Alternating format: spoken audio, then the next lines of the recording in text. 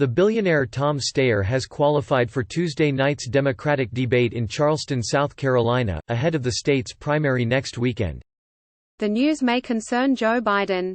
The former vice president is seeking victory in the first southern state to vote, in order to establish himself as the moderate alternative to Bernie Sanders, the progressive Vermont senator who won Nevada on Saturday. Biden finished a distant second as Sanders performed strongly with minority voters. Nonetheless, the former VP's campaign manager, Greg Schultz, tweeted, "Make no mistake, the Biden comeback starts tonight." In an interview broadcast on CBS's Face the Nation on Sunday, Biden said a recent fall in his support with African Americans in South Carolina, a key block for a man who won elections with Barack Obama in 2008 and 2012, was due to Steyer spending hundreds of millions, tens of thousands of dollars, millions of dollars, out campaigning there.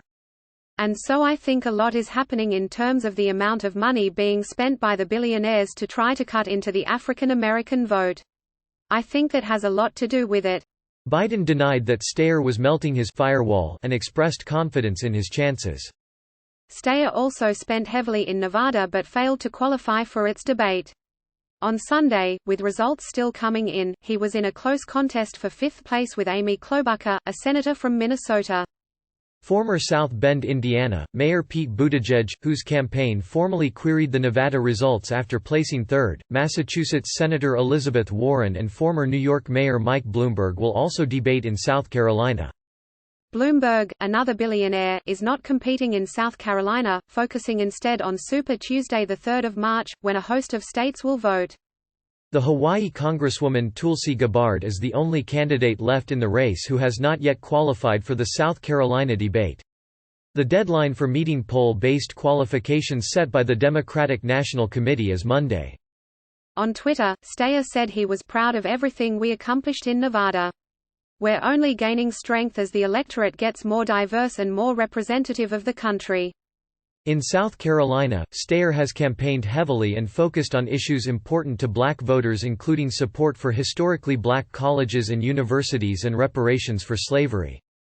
Speaking to The Guardian this week, one South Carolina voter, Najima Davis Washington, said Steyer caught her attention years ago with his advocacy for combating climate change and the racial wealth gap, issues she said speak to what affects African Americans most. But the RealClearPolitics.com polling average still puts Biden top in South Carolina with 24.5% support, followed by Sanders on 21.5% and Steyer on 16.5%, and many in the state still expect a Biden win. Antoine Seawright, a Columbia-based Democratic strategist, said, "This is a trust election and voters will want to go with who they know. And they know Joe. Joe has been there for the people of South Carolina and he will be rewarded by the people being there for him." On Sunday at a black church in North Charleston, Biden said the 2020 election could rip out the roots of systemic racism, if voters help him win the nomination and beat Donald Trump. Speaking from the pulpit of Royal Missionary Baptist Church, Biden drew an ovation with a reference to a racist governor of Alabama who ran for president in 1968 and 1972. Trump, Biden said, is more George Wallace than George Washington.